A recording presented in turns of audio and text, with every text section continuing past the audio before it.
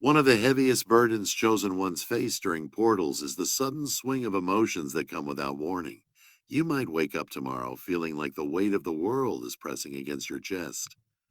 A wave of despair so sharp it makes you question if you can go on.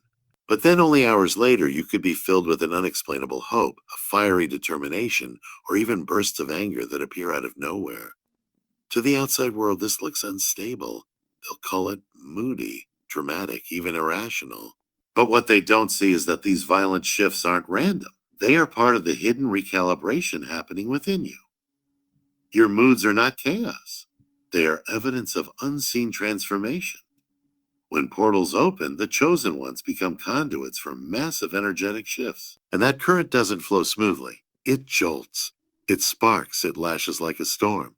Every swing of despair to hope, every surge of anger to clarity is proof that something deeper is rearranging within you. These emotional jolts are signs that your inner world is aligning with something far bigger than you can currently grasp. And it's exhausting. Yes, it can even be maddening. But the truth is, these waves are not meant to drown you. They're meant to break down the rigid walls you've built around your spirit so you can finally step into a form that is more fluid, more resilient, more prepared for what's to come. Tomorrow's portal won't let you remain stagnant. It will push your emotions back and forth until you realize that each swing is actually building strength and not tearing it away. Emotional whiplash isn't punishment, it's preparation. And when you see it this way, every sudden shift becomes a reminder that you are being rebuilt in real time. If there is one pain that tests chosen ones more than anything else, it is the waiting. The long dragging silence when it feels like the universe has gone mute. You've prayed, you've manifested, you've poured your soul into your growth, and yet nothing seems to move. Nothing shifts. It's as if life itself has stalled while everyone else around you keeps advancing, celebrating, receiving. And tomorrow, as this final portal rises, the frustration may pierce deeper than ever before. You'll feel the ache of delay, the sting of watching others succeed in moments where you've been grinding for years. You'll question whether the universe even hears you, whether destiny has forgotten your name. But here's what the waiting really is. It's not denial. It's not abandonment. It's refinement. Delay is not rejection, it's preparation. Chosen ones are not given quick rewards because their role isn't to live ordinary lives. Ordinary blessings arrive fast and fade fast, but the blessings carved for the chosen are eternal, and eternity requires endurance. This portal brings the mirror up to your patience, testing whether you will break in the silence or whether you will trust in the timing, no matter how long it stretches. Yes, the waiting burns. Yes, it makes you doubt. But in that doubt is the sharpening of faith. And the longer you wait, the clearer the proof that what's being built for you is something no one else could hold. So as tomorrow unfolds and the weight of waiting becomes louder, don't mistake the stillness for emptiness.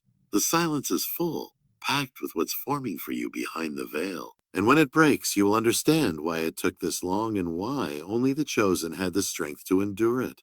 Sleep is supposed to be an escape, a place of peace. But for chosen ones, during a portal like tomorrow's, sleep can become something entirely different, a battlefield. It's not the usual tossing and turning, and it's not the random dreams that fade away the moment you wake up. No, this is sleep that feels heavy, suffocating, almost like being pulled beneath the surface of dark water. A rest stops being rest when the spirit is forced to fight in the dark. The final portal of August doesn't let you slip gently into unconsciousness. Instead, it drags you deeper into yourself. In that depth, you come face to face with pieces of your soul you've never dared to meet.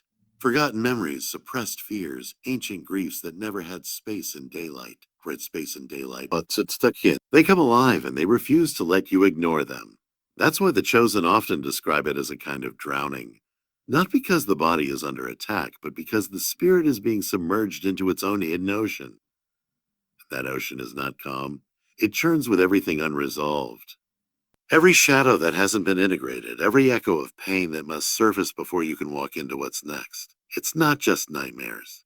Nightmares you can wake up from. This is different. It's as though sleep itself is a riptide. You close your eyes and instead of rest, you're pulled down, dragged through currents of images and feelings that shake you to your core.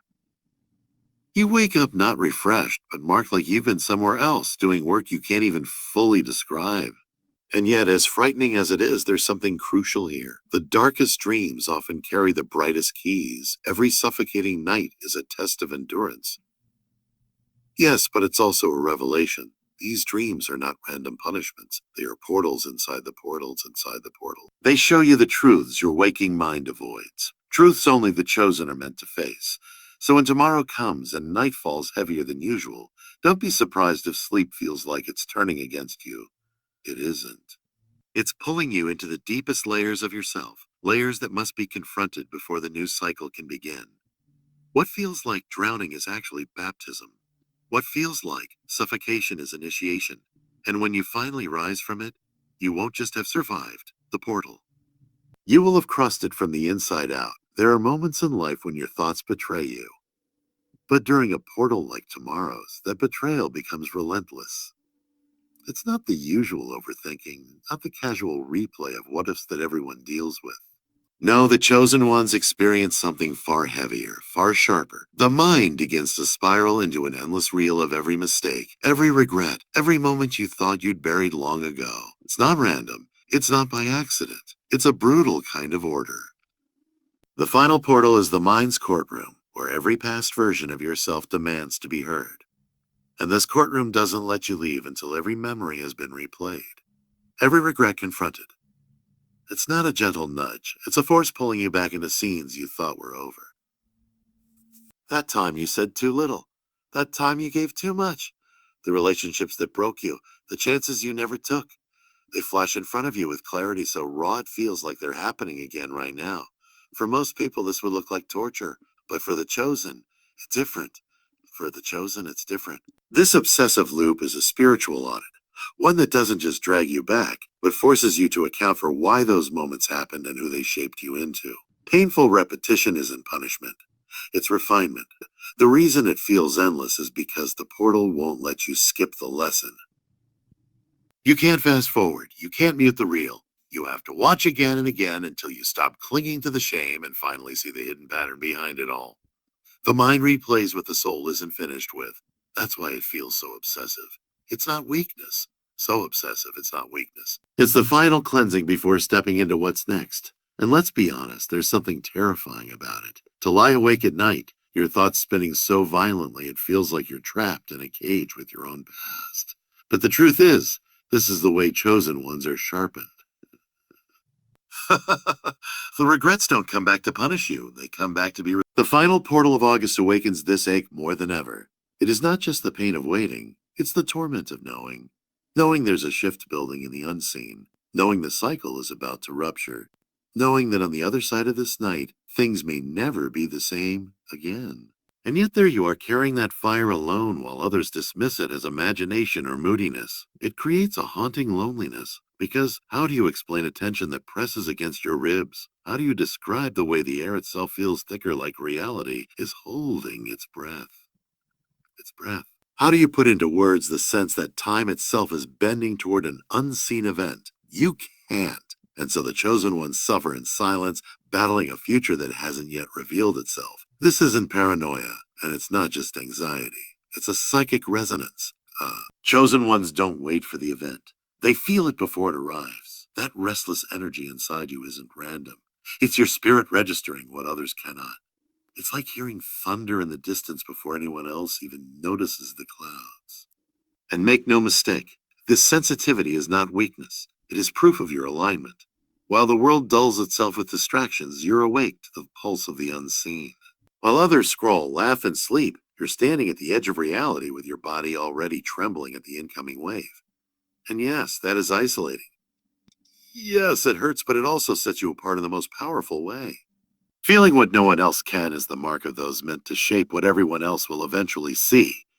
The agony comes not only from sensing the shift, but from the silence around you. You look into people's eyes and see only blankness. You try to hint at the storm you feel, and they shrug. And that gulf, that unbearable distance between your inner knowing and their oblivion is what tears you open. It is the loneliness of living ahead of your time. But here's the hidden gift. That pain is a compass. That ache in your chest is not punishment. It's preparation. Oh, the final portal doesn't just make you feel the future. It forces you to carry it, to embody it. to be the vessel for a frequency the rest of the world won't recognize until it breaks through. You are already holding tomorrow inside you, even as everyone else clings to today. So if tonight or tomorrow you feel the restlessness intensify, if your body shakes, if your heart pounds for no reason, if sleep refuses to come, understand this: you are not broken. You are tuned. You are calibrated to an event no one else dares to sense. And though the loneliness cuts deep, it is also proof that you are the one chosen to feel it first.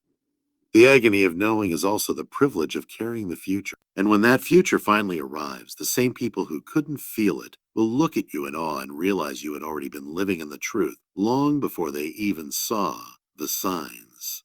There are wounds you thought you buried, conversations you thought you forgot, choices you thought you moved past. And yet, as the final portal of August opens, they claw their way back into your life. Not as distant memories, but as if they never left at all. This is the cruelty of the final portal of Roth. It digs into the places you swore were healed, exposing the cracks you tried to plaster over with time. Final portals don't create new pain. They resurrect the pain you refuse to face. This is not the generic old emotions resurfacing that people like to talk about. No, this is sharper, more personal, almost surgical. You can be walking, laughing, and suddenly a moment from years ago ambushes you with the weight of unfinished business. A betrayal you thought you forgave, a dream you abandoned too soon, a word you said that still echoes in silence. These fragments don't appear by accident. They surface because they were never truly laid to rest. And the portal doesn't allow passengers to cross with baggage left unchecked. For chosen ones, this pain doesn't just show up in thoughts. It manifests in the body. A sudden ache in the chest, a stiffness in the shoulders, a pulse of tension that feels like your very cells are carrying memories. You can't dismiss it as coincidence because you feel deep down that it isn't random at all. It's precise. It's targeted. It's your spirit saying, this must be confronted now, or it will follow you into the next cycle. Unfinished business is the anchor that prevents chosen ones from stepping fully into their destiny. And that's why the portal is merciless about bringing it back. You may think, why now? Why today of all days? But the truth is that portals are doorways, and before you step through, the universe runs a final autolet. Anything unresolved is highlighted, magnified, shoved in your face, not as punishment, but as preparation. You cannot expand while clutching fragments of the past. You cannot rise while dragging the weight of regrets. And here's the secret. The chosen ones feel this more violently than anyone else. Others may notice an odd wave of nostalgia or a fleeting mood. But for you, the chosen, it is brutal. It is vivid. It's as though the universe is grabbing you by the shoulders and forcing you to rewatch, relive, and until you accept what you have been avoiding. Chosen ones are not haunted. They are summoned. That is why the pain returns now. It is not about torture. It is about demand. The final portal is saying, finish this. Close this chapter. Speak what was unsaid, even if only to yourself. Forgive what was unforgivable, even if it's only in your own heart. Every scar, every sleepless night, every moment where you thought you were going to break but somehow didn't.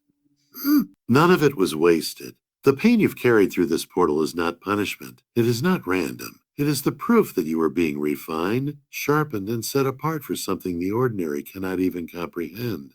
Your pain is the fingerprint of your destiny. Think about it. How many times did you nearly give up? How many times did the weight feel unbearable, only for you to wake up the next day and keep going anyway? That's not weakness. That's endurance coded into your spirit. Most people collapse under half the storms you've survived, and yet you're still here. Why? Because you weren't built for mediocrity. You were built for what comes after the breaking point.